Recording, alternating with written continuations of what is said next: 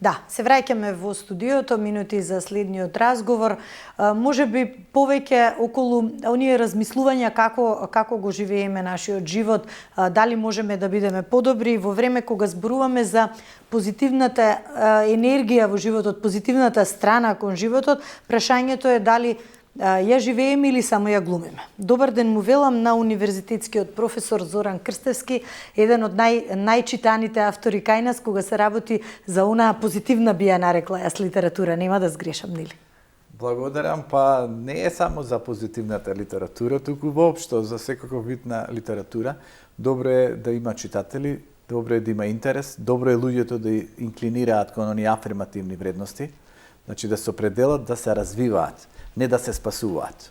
Затоа што ние долго време живееме со законот на преживување, луѓето бараат решение како да се справат со стресот, со тешкотиите, со маката, со тагата, со гневот, но овој пат дај да видиме каде сме ние кон позитивната енергија.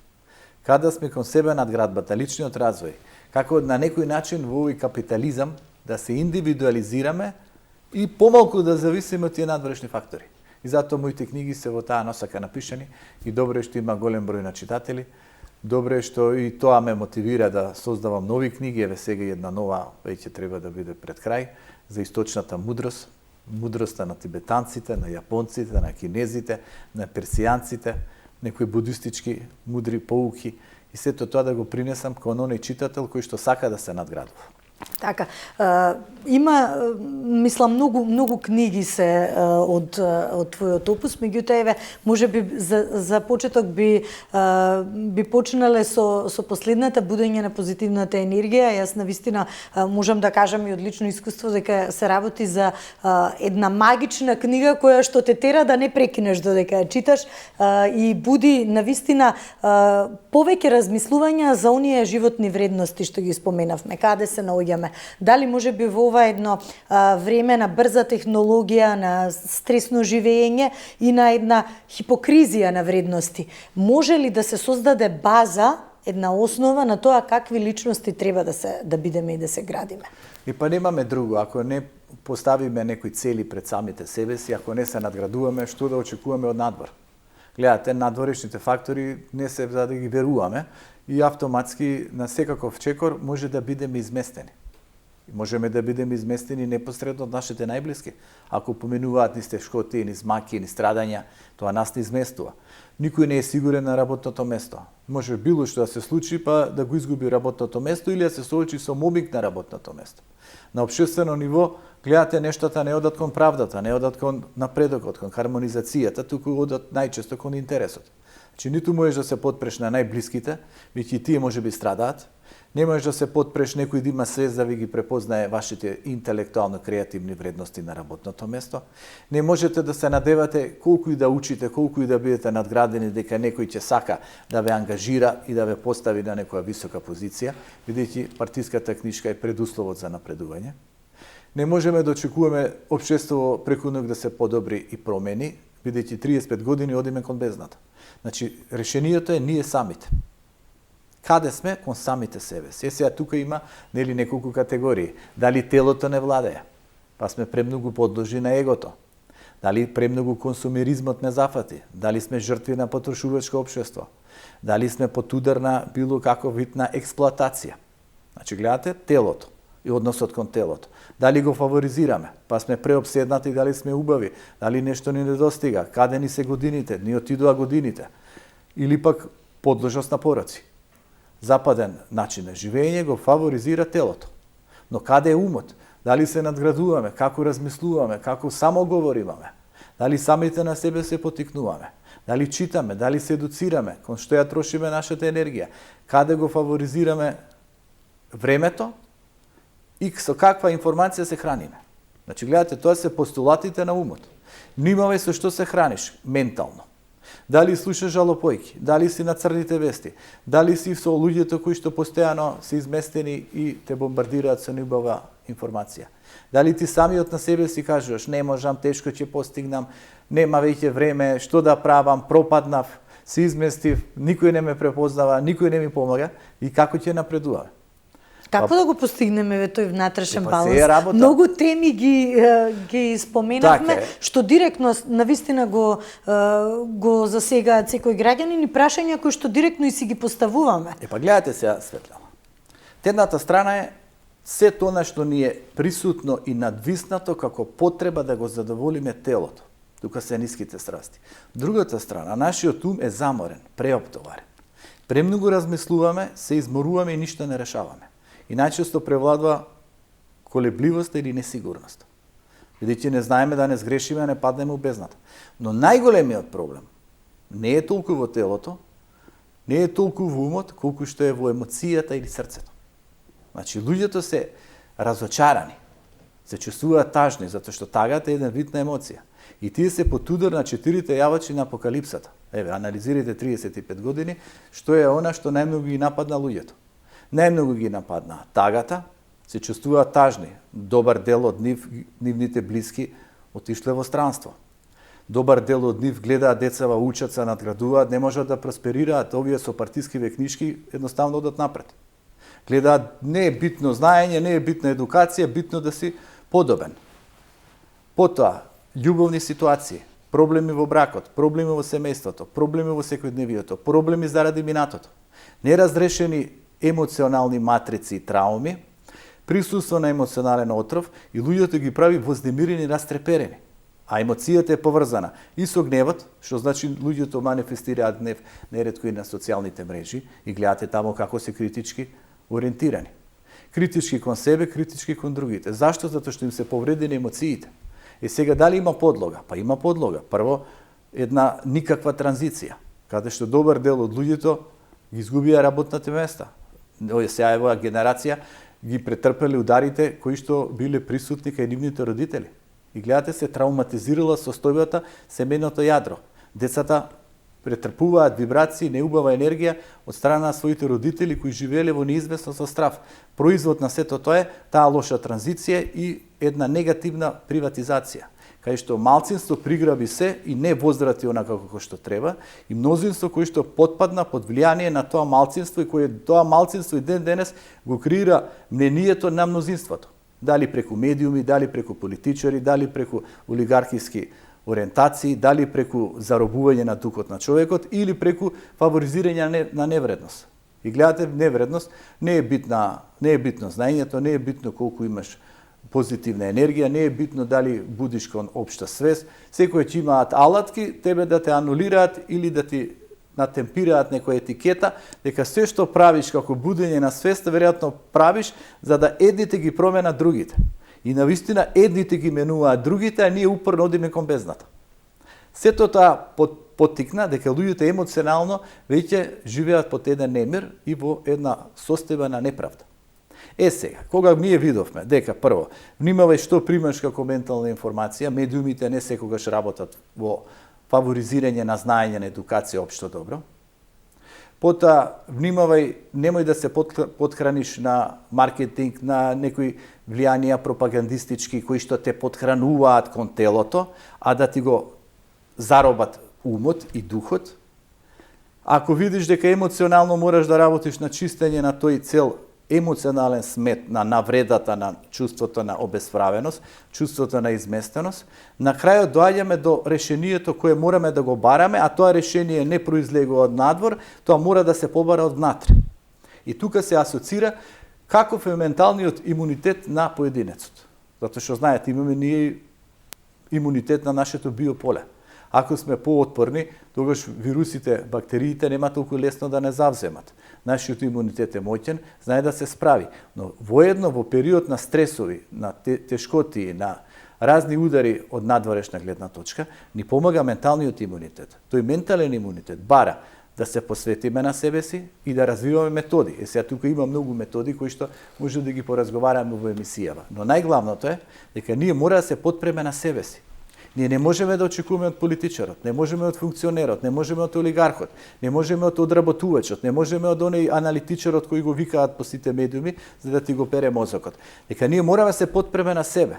Сега, ако мораме да се подпреме на себе си, кои се категориите? Едно од нив е афирмација. Зашто ние едностоп негативно размислуваме? се себе потиснуваме, ги потиснуваме блиските, фаворизирајќи, внимавај, може да биде полошо. Тоа е негација и закон на отпор. Ние треба да идеме кон афирмација. Афирмација, постави си цели. Цел што да оствариш у животот. Ова е една од тие методи, да ги речеме така. Има 8 методи. Ама за да дојдеш до овие 8 методи, мораш да почнеш со ова е будност и свесност. Ова е метода на будност и свесност. И сега гледате, прво почнеш. Отргнување на стравовите може би што ги така е, ама гледа оне 4 јавачи на Апокалипса што ви кажав. Тагата, општо присутна кај македонскиот народ. Гледате сега, најнизок животен стандард сме имале. Не измереле таму во европски рамки. Измерени сме со како најнесреќни. Некои истражување имало, македонскиот народ се третирал за најнесреќен. Македонскиот народ, мислам целокупноста на сите што живеат во Македонија, се најголеми користици на антидепресиви. Кој се чувствува несреќен? Тој кој што има повредени емоции. Кој инклинира кон антидепресиви? Тој кој што нема силен ментален имунитет и на кој му се преполнила чашата. Че нема механизми како да ги трансформира нештата, да ги разреши, туку бара инстант решение, антидепресиви. Потоа, еве ви ги јавачите на Апокалипсата, како што кажав, тагата, гневот, стресот и стравот. И сега гледате, дали живееме ние под страв, 35 години од разни аспекти ни натураат, биди внимателен, пази што правиш, нема да те примат, нема да успееш, ќе пропаднеш, економска рецесија, овие ќе те нападнат, овие однатре ќе те уништат и ред аспекти кои ги натураат. Секогаш на рап на некоја енергетска исцрпеност. Така, и се живее во страв и точно имало и атаци, имало несигурности. Ама во суштина ние обстојуваме со категорија на страв. Плашливиот човек, ние еве сега да настапиме и овој настап и да напишам јас нешто афирмативно во ориентација на општото добро, будејќи дека човекот треба да се пробуди, треба да работи на себе, да не зависи од политичари, да види каде е во животот, да ита кон етика, да ита кон вредност, да свати дека овие го одработуваат и го манипулираат, знаете колку малку ќе не поддржат или колку малку лајка ќе добиеме. Што луѓето пред мониторите, луѓето пред телевизискиот екран, гледаат и те одоброволуваат, но не настапуваат и не поддржуваат, плашејќи се од мокниците. Плашејќи се да не бидат забележани. Плашејќи се да не некој рече, еј види, овој го поддржа овој кој ми ја буди свеста. Што значи во светски рамки и од историјата на филозофијата, оние кои што буделе кон свест, кон општо добро, кон едукација, кон светлина на духот, биле анулирани, биле потискани. Се некој друг да одработи нели така, во наше се некој друг да дојде да им ги отвори патиштата, да им помогнел да се случило чудото. На крајот на криштата најсветлата личност, спасителот Исус Христос, кога требаше да бираат помеѓу Варава разбојникот и спасителот Исус Христос, толпата го избра тој и разбојникот. Едноставно, како толпата да не е освестена, сега таа толпа што треба да направи за да се освести? Прво треба да свати дека секој ќе биде на маргините. Тие што се горе се поддржуваат. Какви и да се, тие си имаат матрица. Ете, гледате, некој закон донеле за ненаказнивост, или за застарување на делата, или да не одговараат на колку што треба да одговараат. Значи, малиот обичен човек е пуштен из водата. Тој треба да се пробуди да види со кого си има работа. Прво. Второ, да свати. Или нека им се приклони, а сака да им се приклони, добар дел, или нека работи како да се заштити. Најголемијата заштита произлегува од духот. Духот, карактерот, достоинството на личноста. Гледате, ние како народ, дали треба да го развиваме достоинството на личноста или на нацијата? Дали треба да идеме кон етика и мудрост, најдвете највисоки категории? Мудрост е знаење да знаеме како да се справиме. Етика е добро да постапуваме, да изградиме вредности. Ако етиката и мудрост да бидат присутни на кај функционери, да ги земам, и ја води компанијата, но низ призма на мудрост, знае како треба да ја води, има капацитет како да инвестира, има капацитет како да препознае соодветни вработени, па и некои раководители.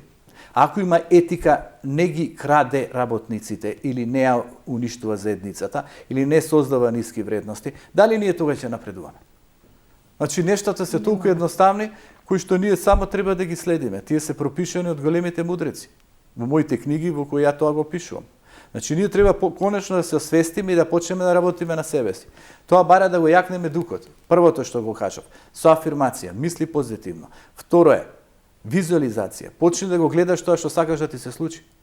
Ние гледаме уништување, ние гледаме негативизам, ние гледаме закана, ние гледаме дека сме под удар на стравот и на стресот и ние тоа го привлекуваме. Ние треба да почнеме да ги афирмираме нештата кои што во позитивна насока, да пофалиме луѓе кои вредат, да вреднуваме некој кој што се труди прави, да се вреднуваме себе си според квалитетите што ги имаме, да ги препознаеме нашите капацитети, да ги пренесеме пред јавноста, да се надградуваме како личност, како знаење, бидејќи тоа на крај ќе не спаси од негативциве. На крај дојдовме пред ерата на водолијата, не е веќе ерата на рибите. Ерата на рибите врти го образот и прифати дека твое е небесното царство и дека со сомило, со сочувство, со кроткост можеш да ги вратиш овие изгубените овци во стадото. Ерата на рибите отиде, дојде ера на водолија. Ера на водолија е дуалитет, борба, фреквенција, добро и зло. Сега гледате светлината апропо темнината. Темнината е сериозно надвисната врз човештвото. Темнина за грабување територии, темнина за глупување на луѓето, темнина предизвикување страв од рецесија, темнина од сите економски и било какви ресурси кои може да ги загубиме. Темнина, не се знае кај се семените јадра, не знаеме што може да очекуваме. Значи, таа темнина е надвисната.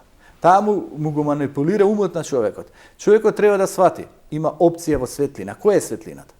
Можам ли ја да препознам светлината надвор од мене ако не ја носам во себе? Значи, да ја бараме светлината у себе и да се определиме за тој пат. Тој пат е поврзан со духовното, со божественото. Тој кој што се определи за тоа може да дојде при помошта во критичните ситуации.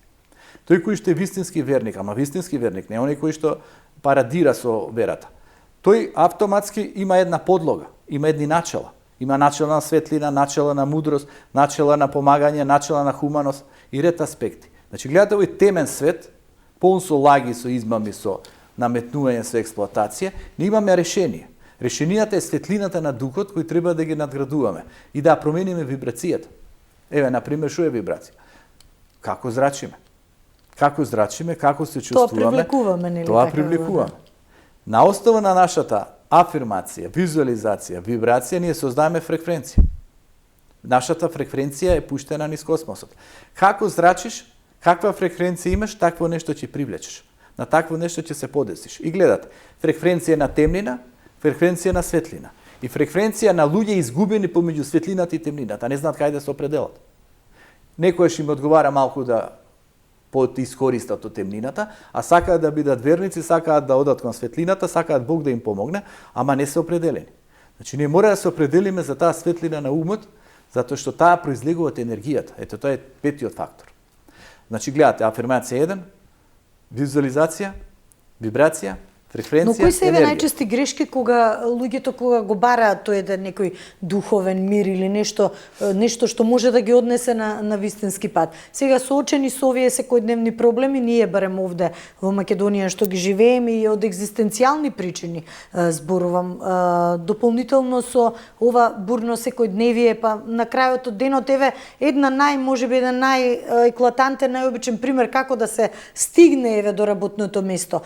Станавме нетрпеливи и во сообраќај, и во меѓусебна комуникација, и во меѓусебно почитување, во меѓусебната комуникација во крајна линија. Па најглавната филозофија на животот е да го постигнеш мирот, смиреноста со себе си, опуштеност. Живот во тишината. Значи да се ослушнеш себе си, да не брзаш, да не си под афектите, да не те водат лошите емоции, да не си под гневот. Значи гледате, тоа е мудрост. Кај нас не е толку присутна и рефлексијата е ова што го кажавте. Нервозни поединци, незадоволни поединци, фрустрирани поединци. Се тоа се изразува од сообраќај до било каде на работни места. Сега велите каде е ориентацијата. Како што кажавте, има и знаење, има и капацитет, има и способност, но не значи дека ќе просперираш на работно место, дури можеш да го загубиш. Тоа се создава несигурност кај луѓето. Значи гледате, сега младите се нашиот центар. Младиот треба од време да свати да го јакне карактерот, да разбере дека има минливи и менливи нешта. Минливи нешта се задоволствата на телото, на егото и ниските страсти, кои може да ти создадат навика и да те ориентираат кон порокот, а порокот да ти го завземе биополето и личноста и утре да се загубиш у бездната. Некој со алкохол, некој со коцка, некој со дрога, некој со ред аспекти кои не се добри, ниски страсти. Значи, гледате, ние младите, што треба да им речем? Што и да е ти полнија чашата, акумулире. Јакни се како личност. Не е животот само 20, 23, 4, 5 години. Животот е пред тебе. Почни со едукација со читање книги, создавај му навика на умот, да размислува, да се вклучи тие мозочни виуги, тие наши синапси, да бидат малку побрзи, поспособни. Речникот да го подобриш, да учиш странски јазици, да учиш вештини, да учиш она кое што е произлезено од мудрите луѓе. И гледате една ориентација за младиот, кое што него треба еден ден да му помогне, да се справи со оние атаци кои може да произлезат од надвор. Атаци од надвор има од разна природа, може да биде од љубовна природа, може од општествена природа, може да биде некои проблеми, тешкоти со кои се соочуваат блиските.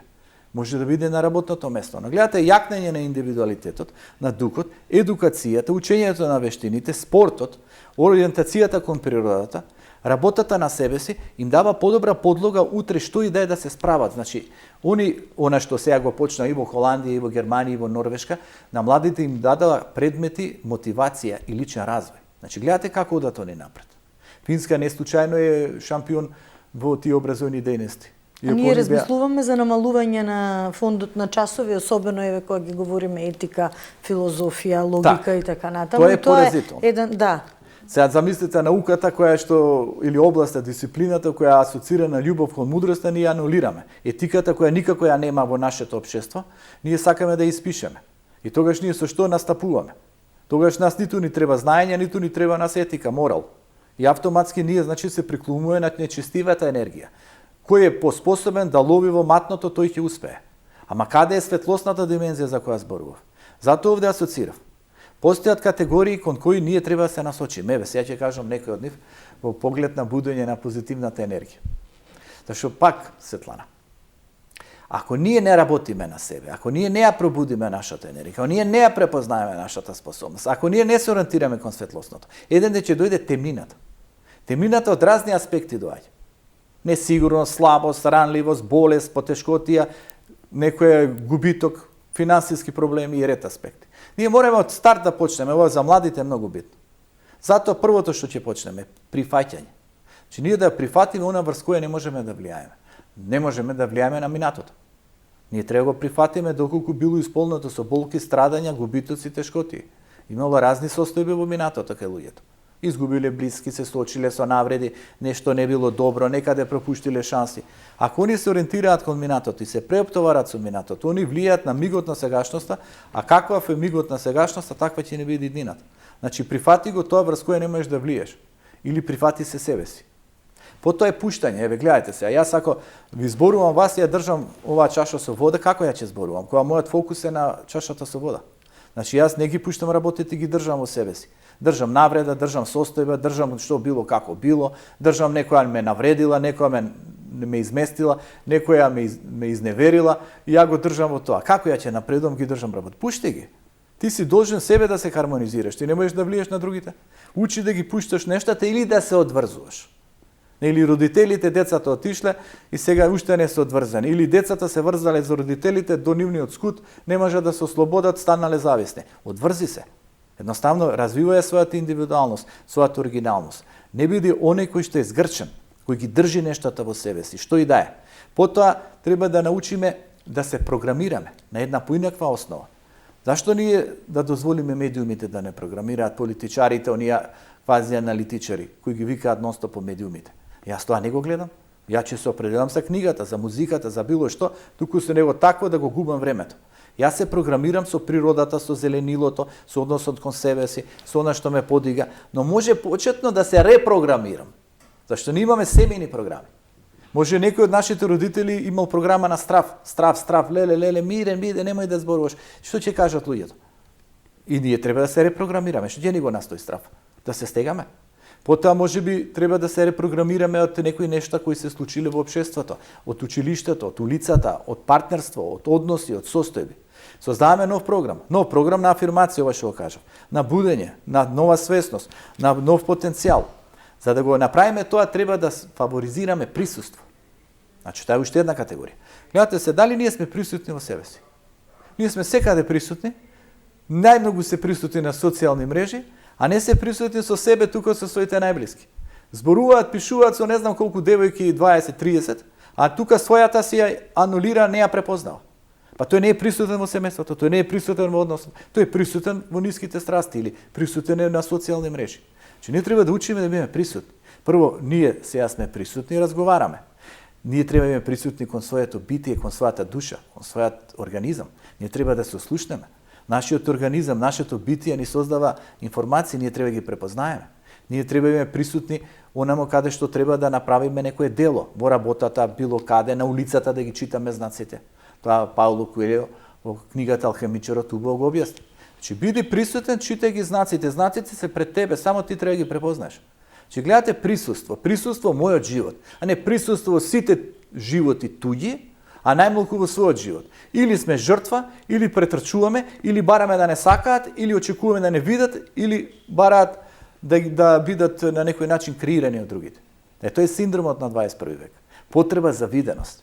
Гледате, се ставаат на социјални мрежи, слики разноразни, се глуми она извештача на среќа и опуштеност, а внатрешно се празни. Не, присутен во себе.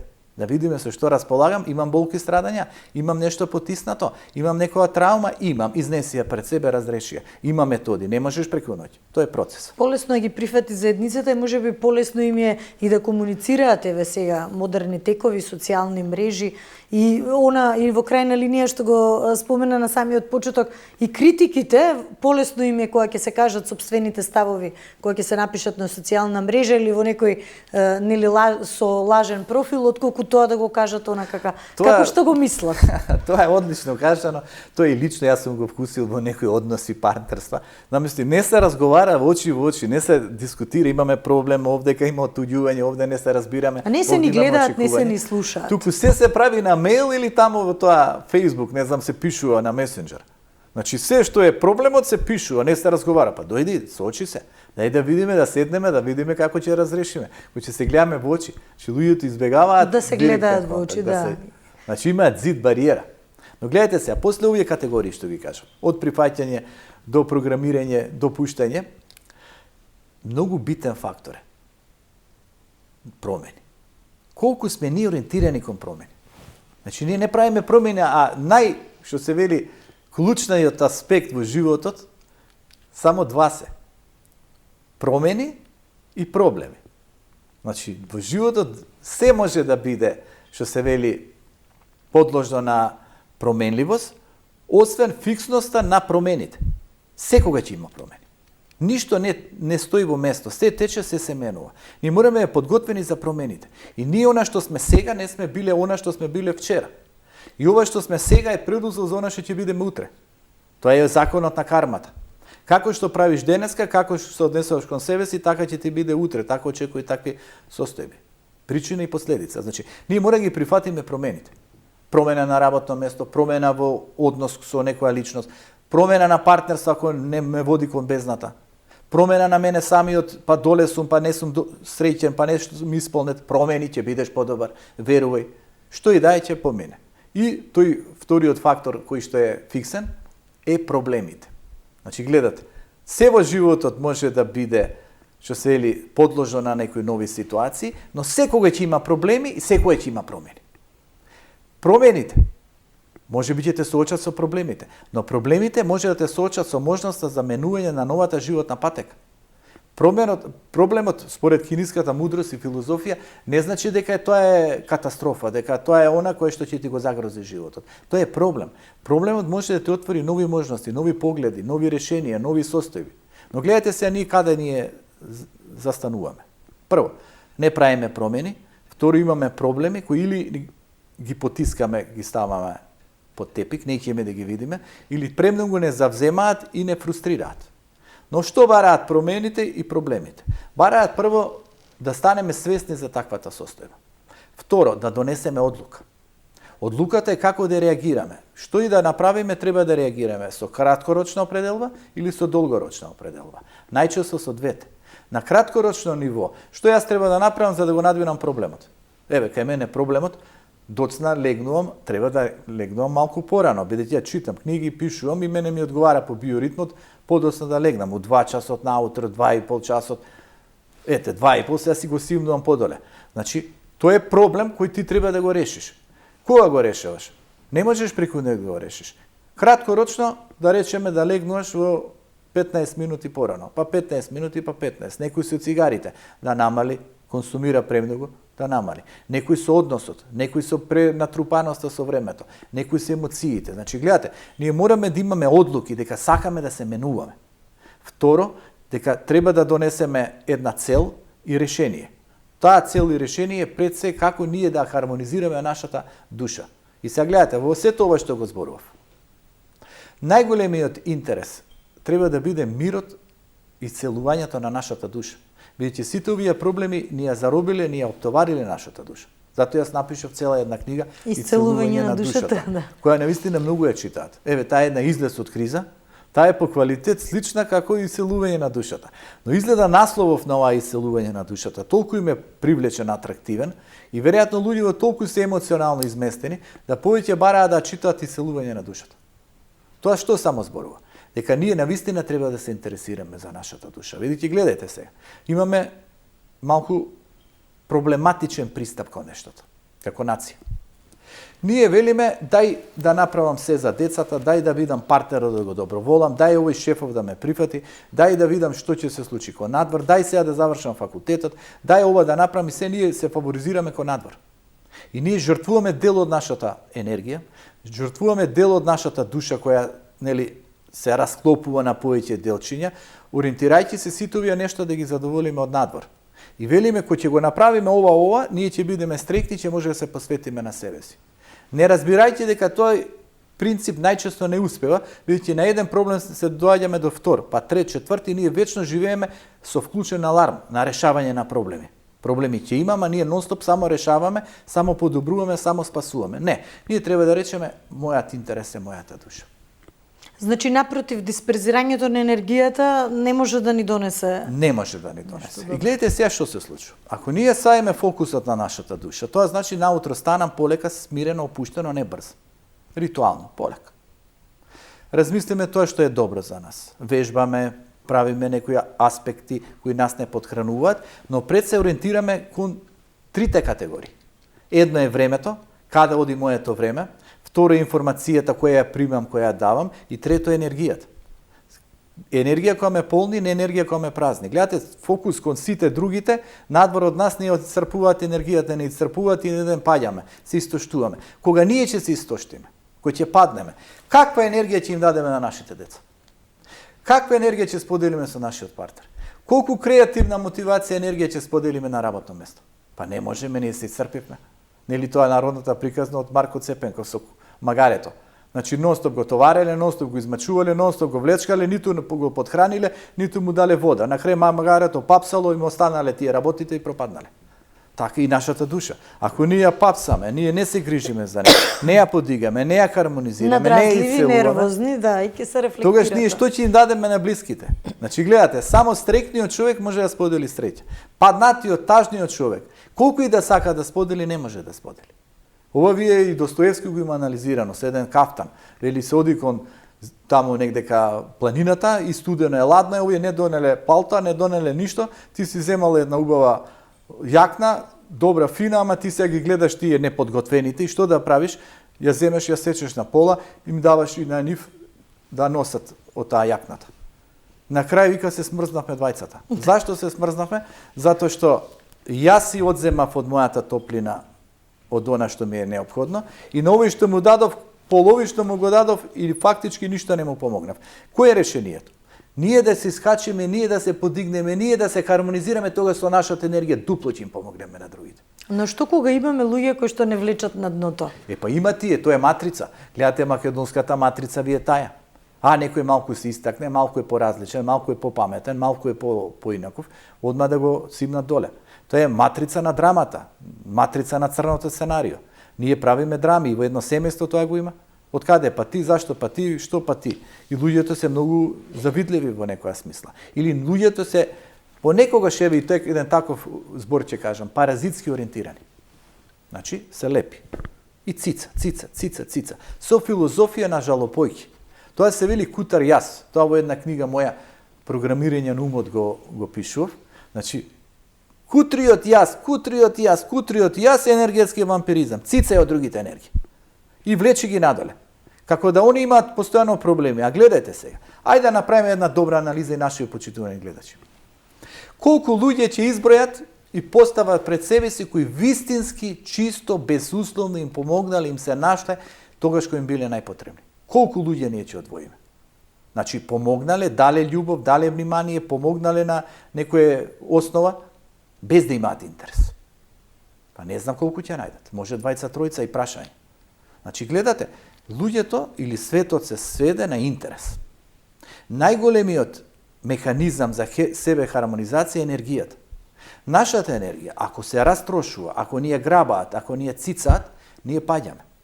Другите, кои не работат на својата енергија, кои имале шанса, кои не ја препознале шансата, кои паднале во бездната, треба да научат една добра, значајна животна лекција. Да се соочат со себе си. Но тие кои ќе паднат, бараат веднаш некој да ги спаси, да ги излечи од бездната. И тога се потхрануваат со неговата енергија. И тогаш му фаворизираат кутриот јас. И најчесто, за жал, кога таквите ќе се искачат нагоре, кои ќе отидат кон врвот, забораваат на овие кои им помогнале кога биле на дното. Зашто тогаш овој кој што им помогнал ги потсетува на нивната слабост, нивната ранливост, нивната неуспешност. Што сакаат да ја заборават сигурно. Сакаат да ја заборават. Значи, гледате, стана борба за енергија. Затоа позитивната енергија мора да се акумулира и мора да се даде. Прво, да се даде онаму кај што се заслужува. Второ, да не ги учиме луѓето да бидат зависници од нашата енергија, па макар биле нашите деца. Нашите деца се најдобро им посакуваме, но треба да ги индивидуализираме, да ги зајакнеме, да ги направиме автономни личности, зашто утре родителот ќе го нема. Родителот не сме да направи проекција или да компензира проблем со мажот, проблем во семејството, проблем со минатото, да компензира и да проектира дека детето е центарот на универзумот. Детето се има својата улога. Детето е тука да ти помогне да му помогнеш, но ти си има свој живот, своја хармонизација, своја личност. Не смееш да се лажеш и да го направиш детето зависно и детето се плаши утре за тебе, ако случајно те направи несреќен и не ти ги оствари целите.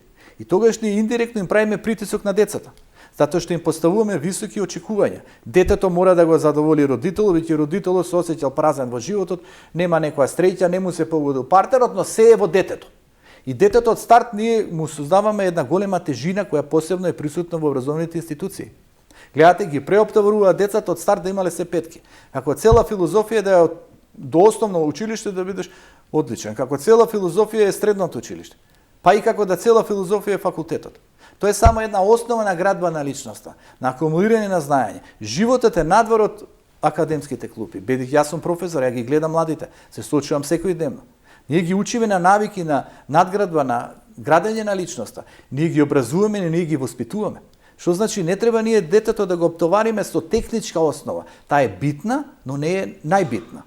Затоа што е битно да имаш високи оценки, ама не е најбитна. Треба да градиш личноста, да не го фрустрираш, да не му создадеш притисоци, да учи од животот, да му отвориш патеки, да му дадеш можност утре да биде посилен, да му асоцираш дека секој треба да биде личност за самиот себе си, а не да му создаваш, тоа се вика, одредени емоционални товари, кои што и онака нам ќе ни се натрупаат во животот, заради X фактори.